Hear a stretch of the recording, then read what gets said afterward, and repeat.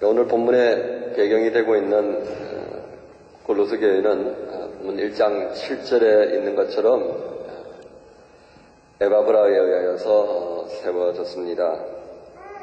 당시 에바브라를 통하여서 바울은 이 교회가 겪고 있는 어려운 부분들을 듣게 되었습니다.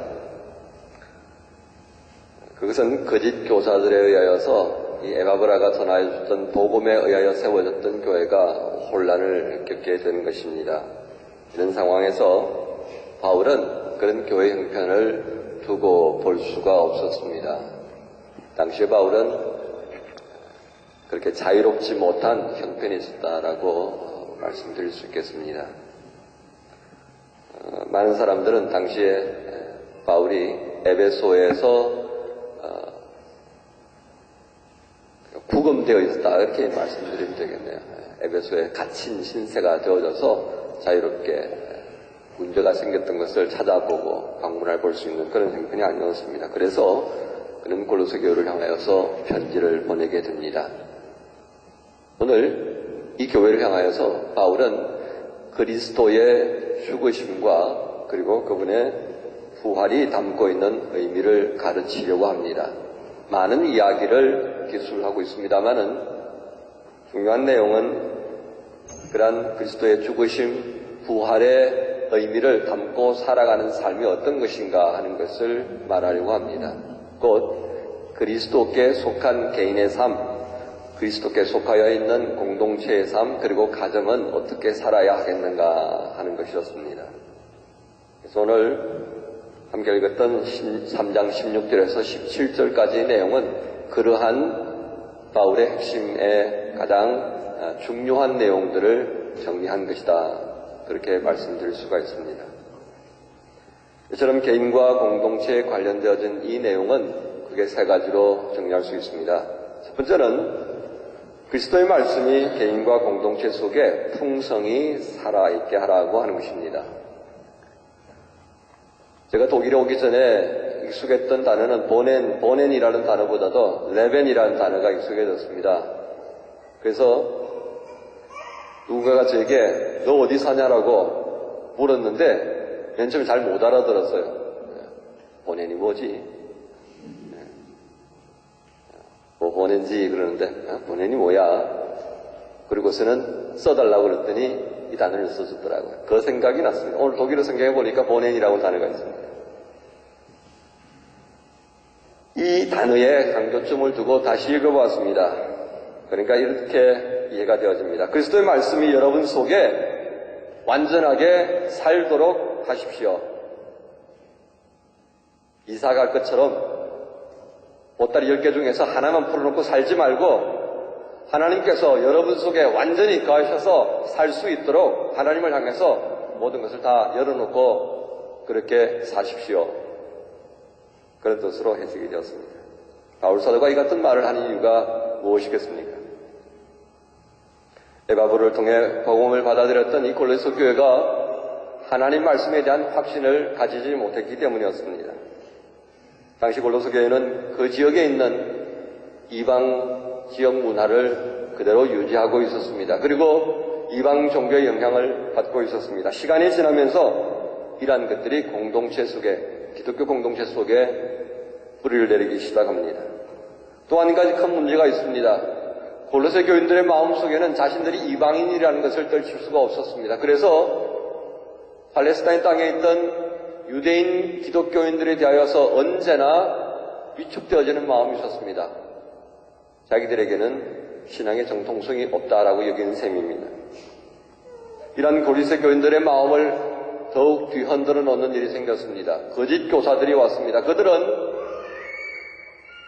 유대 기독교가 정통성을 가졌다라고 말하며 그들이 그 정통성을 가지는 이유는 할례를 받았기 때문이라고 말합니다. 그래서 여러분도 할례를 받아야 한다 그렇게 말합니다. 그리고 유대 절기를 지켜라. 그리고 구약에 규정되어져 있는 율법의 규정 하나하나를 지켜야만이 여러분들의 믿음이 온전해질 수 있다. 그렇게 말하는 것이었습니다.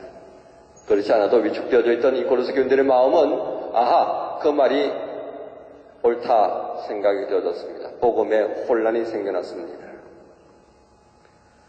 여러분, 이 모습을 보면 과연 당시에 골로새 교회만 그리했겠습니까? 오늘 우리는 어떠합니까? 때때로 우리가 듣고 배웠던 말씀에 대해서 확신 가지지 못하는 이유를 생각해 보십시오. 그 이유는 단 한 가지입니다. 말씀에 대한 자세가 잘못되어져 있습니다. 여러분, 축구들 다들 좋아하시는지 모르겠습니다. 축구 얘기를 좀 하려고 합니다. 1998년에 한국이 프랑스 월드컵에 출전하기 전에 예선전을 거쳤습니다. 그때 한국 대표팀이 참 어려운 순간을 많이 경험했는데 결국 차범근 씨가 대표팀 감독을 맡습니다. 그리고서는 일본의 원정을 갔습니다. 만약 여기서 지게 되면 한국은 거의 자력으로 진출하기 어려운 상황이었었습니다. 그런데 시작하자마자 일본에게 한 골을 먹고 말았습니다. 절망감이 감돌았습니다. 근데 그때부터 한국 선수들이 빨라지기 시작합니다. 그리고서는 이민성 선수가 중거리 슛 한 방으로 역전을 시켜버렸습니다. 2대1로 이겼습니다. 그리고서는 신문에 뭐라고 나왔습니까? 도쿄 대첩. 하여튼 우리는 일본을 이기면 대첩입니다. 전부 다. 그렇게 해서 절망을 맛볼 뻔했던 한국 축구가 기사회생합니다. 그리고서는 승승장구해서 결국 본선 진출을 확정짓습니다. 마지막 경기를 남겨두었습니다. 서울에서 일본과 예선 마지막 경기를 치릅니다. 일본은 여기서 지면 그야말로 이제 탈락이 되는 것이었습니다. 결과가 어떻게 됐겠습니까? 3대0으로 일본이 이겼습니다. 그런데 그 당시에 제가 기억합니다마는 어디서도 이 한국 대표 선수들과 차범근 감독을 용하는 이는 아무도 없었습니다. 뭐라고 했겠습니까? 승자의 아량으로 이야기했습니다. 이웃에 대한 배려로 이야기했습니다. 그런데 차범근 감독이 나중에 인터뷰할 때 뭐라고 했느냐면 우리 선수들의 마음 속에 이기려고 하는 마음이 없었습니다. 이미 본선 진출을 확정지은 상태에서 그렇게 치열하게 하고 싶은 마음이 없었던 겁니다. 그게 시작하자마자 그대로 드러났고 결과는 지면 끝장이라고 생각했던 일본에게 3대0으로 치고 말았습니다. 여러분, 어떤 마음가짐으로 참여하는가에 따라 결과가 달라진다라고 하는 것을 단적으로 보여주는 예입니다. 본문의 말씀이 바로 그것을 의미합니다. 바울은 3장 1절을 통하여서 이렇게 말합니다. 여러분이 그리스도와 함께 살리심을 받았으면 위에 있는 것들을 추구하십시오. 그리고 여기서 말합니다. 3장 10절에 새 사람을 입으십시오. 이 사람은 자기를 창조하신 분의 형상을 따라 끊임없이 새로워져서 참 지식에 이르게 됩니다. 여러분, 이 3장 1절과 10절의 말씀의 결론이 무엇입니까? 태도를 바꿔야 한다 하는 뜻입니다. 그리고 위에 있는 삶은 어떤 것이겠습니까? 위의 것을 생각하는 삶. 그것은 갈라디아서 6장 8절에 있는 말씀과 연결되어집니다. 자기 육체에다 심는 사람은 육체에서 썩을 것을 거두고 성령에다 심는 사람은 성령에게서 영생을 거둘 것입니다. 이와 같은 삶을 사는 것이 바로 위의 것을 생각하는 삶이고 날마다 새롭게 창조되는 삶이라 하겠습니다. 거룩한 삶, 구별된 삶, 다른 것은 아닙니다. 바로 이렇게 사는 것이 거룩한 삶이고 구별된 삶입니다. 그리고 나를 위해 십자가를 지신 주님이 기뻐하시는 삶을 사는 것이